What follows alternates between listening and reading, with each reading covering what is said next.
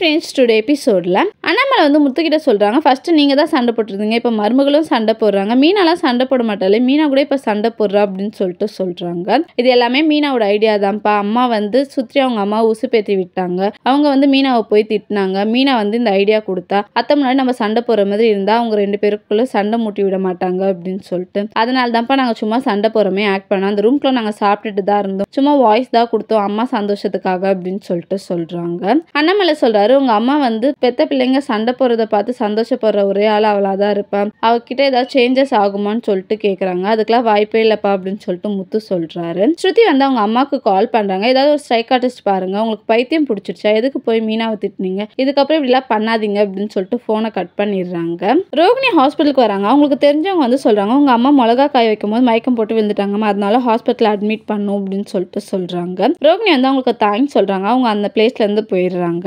Doctor அந்த பிளேஸ்க்கு வராங்க. இசிஜி டெஸ்ட் எடுத்ததுல உங்களுக்கு ஹார்ட்ல மைனரா ஏதோ ப்ராப்ளம் இருக்கு, எல்லா டெஸ்ட் ரிப்போர்ட் வந்ததுக்கு அப்புறம் நான் என்னன்னு சொல்லிட்டு சொல்றேன்றாங்க.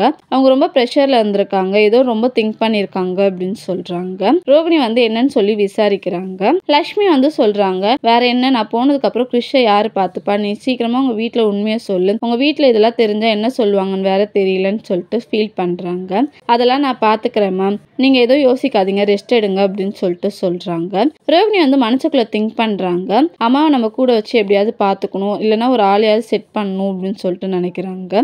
தேங்க்யூ.